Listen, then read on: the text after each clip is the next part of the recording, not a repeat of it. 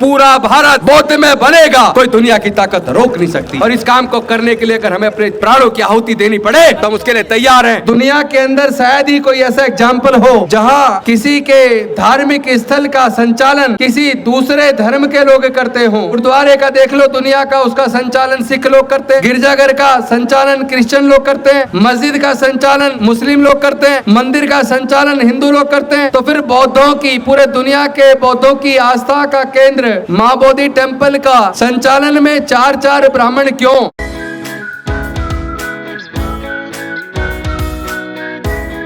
संत कबीरदास जी, संत गुरु रविदास जी, गुरु नानक देव जी, ज्योतिबा फूले जी, सावित्रीबाई फूले जी, फातिमा शेख जी, नारायण गुरु जी, पेरियार रामास्वामी नायकर जी, doctor Baba Saheb Ambedkar ji, माता रमाबाई जी, कर्पूरी ठाकुर जी, जगदेव बाबू कुशवाहा जी, वर्मा जी, ललित सिंह यादव जी और समाज के सभी महापुरुषों के चरणों में कोटि कोटि नमन करते हुए, साथियों ये बहुत ही दुख की बात है कि दुनिया के अंदर शायद ही कोई ऐसा एग्जाम्पल हो जहां किसी के धार्मिक स्थल का संचालन किसी दूसरे धर्म के लोग करते हों। जिस बौद्ध गया में तथागत बुद्ध को ज्ञान की प्राप्ति हुई, जिस बौद्ध गया में महाबोधि टेम्पल है, उसकी मैनेजमेंट कमेटी में बीटी एक्ट के माध्यम से 4 बौद्ध और 4 ब्राह्मण और 1 डीएम वो संचालन करते हैं। जबकि किसी भी गुरुद्वारे का देख लो दुनिया का, उसका संचालन सिख लोग करते हैं, गिरजाघर का संचालन क्रिश्चियन लोग करते हैं, मस्जिद का संचालन मुस्लिम लोग करते हैं, मंदिर का संचालन हिंदू लोग करते हैं। तो फिर बौद्धों की, पूरे दुनिया के बौद्धों की आस्था का केंद्र मां बोधि टेम्पल का संचालन में 4 ब्राह्मण क्यों? ये सवाल केवल राजेंद्र गौतम नहीं, केवल भारत के लोग ही नहीं, बल्कि पूरे देश के अंदर नहीं, पूरे दुनिया के अंदर बौद्ध धर्म को मानने वाले लोग ये सवाल कर रहे हैं। और ये इसलिए ये सब हो पा रहा है क्योंकि मां बोधि टेम्पल की मुक्ति का आंदोलन तो अनेकों बार लड़ा गया। बनते ही सुरई ससई जी के नेतृत्व में हम लोग भी वर्षों तक धरने प्रदर्शन पे बैठे जंतर मंतर पर दिल्ली में। थोड़ा बहुत परिवर्तन आया, लेकिन जो असली लड़ाई है वो अभी बाकी है। और उस लड़ाई में सफलता ना मिलने का कारण वो वर्ण व्यवस्था और जातिवाद जिसको मनुवादियों ने, ब्राह्मणवादियों ने बनाया। और आज हम लोग जो मूल निवासी लोग हैं, जो बहुजन समाज के लोग हैं, जो अनुसूचित जाति जनजाति पिछड़े वर्ग के रूप में जाने जाते हैं, हमारे खुद के अंदर मनुवाद बहुत अधिक अंदर तक घुस गया है। हम लोग खुद जातिवादी को मानने लगे हैं। हमारे आपस में हम जातिवाद करते हैं, रोटी बेटी का रिश्ता करते नहीं है। जो लोग अपना इतिहास नहीं जानते वो कभी इतिहास नहीं बना सकते।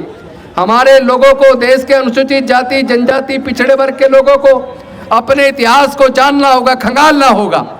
जब हम अपने इतिहास को जान जाएंगे तो हमें पता लगेगा कि हमारे पूर्वज राजा महाराजा थे और भारत का ही नहीं दुनिया का इतना बड़ा साम्राज्य मगध साम्राज्य, जिसकी राजधानी पाटलिपुत्र थी, जिसे आज हम पटना के रूप में जानते हैं। और बौद्ध गया का मुक्ति का आंदोलन की दूसरी लड़ाई यहाँ पाटलिपुत्र के इस पटना के इस मैदान से शुरू हो रही है। इसको अब गांव-गांव तक पहुंचाना है। मैं जानता हूं कि आज के इस आंदोलन से कोई समाधान निकलने वाला नहीं है।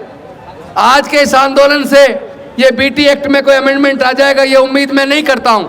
लेकिन मैं ये जानता हूं पाटलिपुत्र के इस मैदान से, पटना के इस मैदान से पूरे देश ही में नहीं, पूरे दुनिया के अंदर बौद्धों को ये संदेश चला जाएगा कि ये लड़ाई हम मिल के लड़ेंगे तो जीत जाएंगे। हम बटे रहेंगे तो हमें कभी कुछ मिलने वाला नहीं है। जिन लोगों ने हजारों साल तक हमारे पढ़ने लिखने पर धार्मिक बंदिश लगा के रखी हो, जिन लोगों ने हजारों साल तक हमें संपत्ति से, ज्ञान से, व्यापार से वंचित रखा हो, वो लोग उस मां बोधि टेम्पल वो उसको छोड़ देंगे, मैं ऐसा नहीं मानता।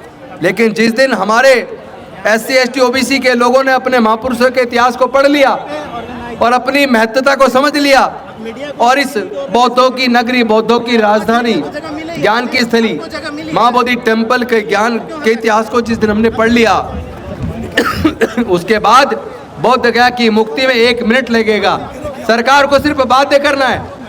अगर हमने बिहार की सरकार को ये दिखा दिया कि तुम हमारी वोट से चुन के गए हो, अगर हम तुम्हें जिता सकते हैं तो हरा भी सकते हैं, जिस दिन ये बात समझाने में हम कामयाब हो गए, 1 दिन के अंदर, 1 घंटे के अंदर अध्यादेश आएगा और यहाँ से जो 4 पंडे उसके अंदर बैठे हैं मैनेजमेंट कमेटी में, उनको आउट कर दिया जाएगा। पूरा का पूरा संचालन बौद्धों के हाथ में आ जाएगा और उसके बाद जो विधानसभा का सत्र होगा उसमें अमेंडमेंट बिल आएगा और उस बिल के माध्यम से हमेशा हमेशा के लिए मां बोधि टेम्पल बौद्धों को मिल जाएगा और वहां से फिर पूरा बुद्ध का धम्म पूरे दुनिया के कोने कोने में जाएगा। अभी तो सरकारें, जो मिडिल क्लास हमारी आवाज बनी थी, जो डॉक्टर बाबा साहेब अम्बेडकर की कुर्बानी की वजह से हमारा पढ़ने लिखने का रास्ता बना, हमारा संसद विधानसभाओं में जाने का रास्ता बना, मंत्री, प्रधानमंत्री, मुख्यमंत्री, राष्ट्रपति बनने का मौका मिला, हमारे पढ़ने के रास्ते खुले, रिजर्वेशन से नौकरी के रास्ते खुले, नौकरी से पैसा आया, थोड़ा मिडिल क्लास बना, तो इन्होंने देश के सारे सरकारी संस्थानों को प्राइवेटाइज कर दिया, शिक्षा को इतना महंगा कर दिया कि हमारे हाथ से शिक्षा छिन जाए।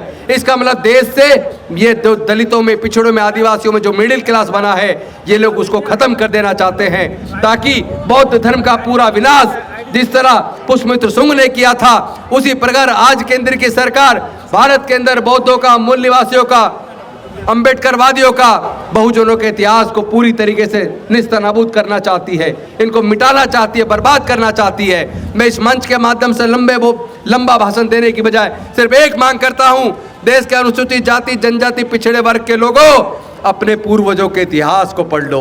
दूसरे के बाप को बाप कहने की बजाय अपने बाप को बाप कहो, अपने माँ बाप को इज्जत दो, अंधविश्वास, पाखंडवाद को त्याग दो और वैज्ञानिक दृष्टिकोण अपनाओ। जब हमने पूरे दुनिया को बुद्ध दिया, हमने पूरे दुनिया को शांति, मानवता का संदेश दिया, हमने पूरे दुनिया को समता, स्वतंत्रता, बंधुता और न्याय का संदेश दिया, और ये संदेश तथागत बुद्ध ने, हमारे आराध्य ने, हमारे जिनका आचरण करके, जिनके धम्म के माध्यम से हम लोगों में शक्ति आई है, ऊर्जा आई है, हम केवल बुद्ध के धम्म को आत्मसात कर लें, बुद्ध के ज्ञान को अंगीकार कर लें और अपने बीच फैले हुए जातिवाद को खत्म कर दें, आपस में रोटी बेटी का रिश्ता करें और हम सब लोग बुद्ध की शरण में आके बौद्ध बन जाएं। क्योंकि जब हमें पता लग गया हमारे पूर्वज बौद्ध थे, तो फिर हम क्यों गुलाम बने हुए, फिर क्यों अपने बुजुर्गों की सांस्कृतिक विरासत में, बुद्ध के धम्मे में घर वापसी क्यों नहीं कर रहे?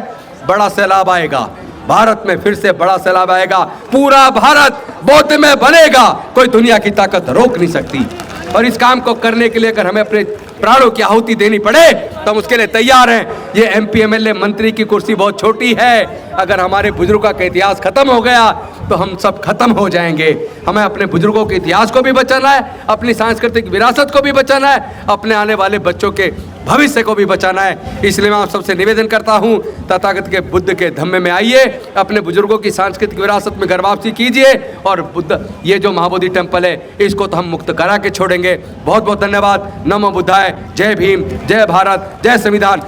मैं खुद पूरे देश का भ्रमण करके इस आंदोलन को तेज करने में अपनी भूमिका निभाऊंगा, ये मैं आपको वचन देता हूं और अपनी वाणी को विराम देता हूं। बहुत बहुत धन्यवाद।